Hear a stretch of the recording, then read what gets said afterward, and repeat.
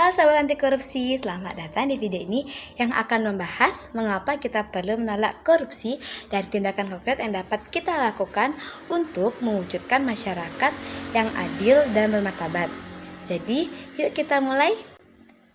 Nah, mengapa sih kita harus menolak korupsi? Korupsi bukan hanya sekedar pelanggaran hukum, tetapi juga menyebabkan kerugian ekonomi yang signifikan bagi negara. Di Indonesia, dampak korupsi sangatlah merugikan pembangunan dan juga masyarakat.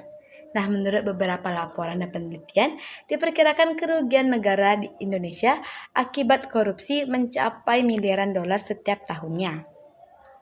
Nah, yang pertama yaitu adanya pengalihan dana publik. Korupsi seringkali mengakibatkan pengalihan dana publik yang seharusnya digunakan untuk proyek pembangunan dan kesejahteraan masyarakat. Namun dana yang seharusnya untuk infrastruktur, pendidikan, dan juga kesehatan itu dapat teralihkan ke tangan segelintir individu yang tidak bertanggung jawab. Nah, adapun yang kedua yaitu penghambatan pembangunan. Proyek-proyek pembangunan yang terhambat akibat korupsi berdampak pada pertumbuhan ekonomi. Nah, fasilitas umum yang seharusnya dapat meningkatkan kualitas hidup masyarakat kini menjadi terhambat ataupun bahkan tidak terwujud.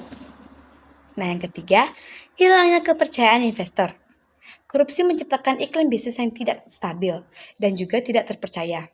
Nah, investor mungkin saja ragu untuk menanamkan modalnya karena takut investasinya akan tergerus oleh tindakan-tindakan korupsi. Akibatnya, pertumbuhan ekonomi serta lapangan pekerjaan pun menjadi terhambat. Nah, adapun yang keempat, peningkatan utang negara.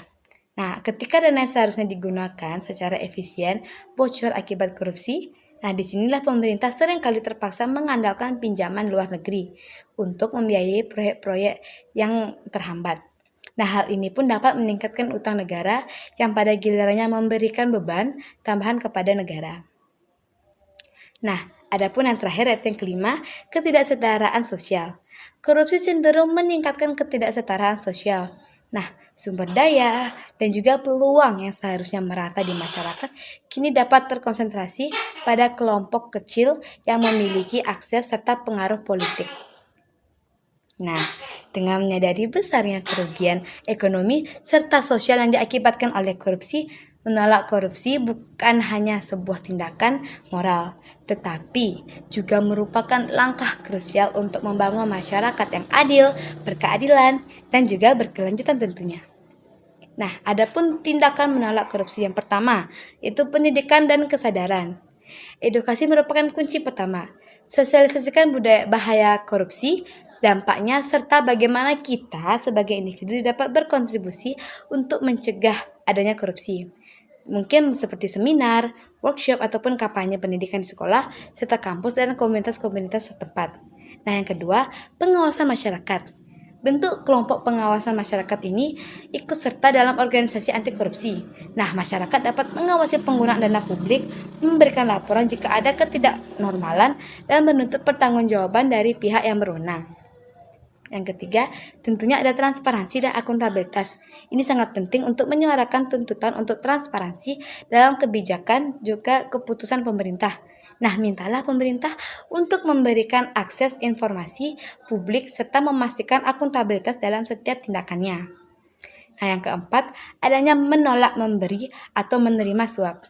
Nah, menjalani hidup dengan prinsip menolak serta memberi atau menerima suap dalam setiap bentuknya. Nah, baik di sektor publik maupun swasta. Yang kelima, partisipasi dalam proses politik. Nah, memilih pemimpin yang bersih dan memiliki komitmen untuk melawan korupsi sangatlah penting, serta berpartisipasi dalam pemilihan umum dan juga menuntut transparansi dalam pemilihan. Nah, kesimpulannya, dengan menolak korupsi, kita tidak hanya melindungi diri sendiri, tetapi juga memberikan kontribusi positif untuk membangun masyarakat yang lebih adil serta bermartabat. Bersama-sama, kita dapat mengubah budaya korupsi menjadi budaya integritas. Mari bersatu untuk menolak korupsi dan membangun masa depan yang lebih baik. Sekian dan terima kasih.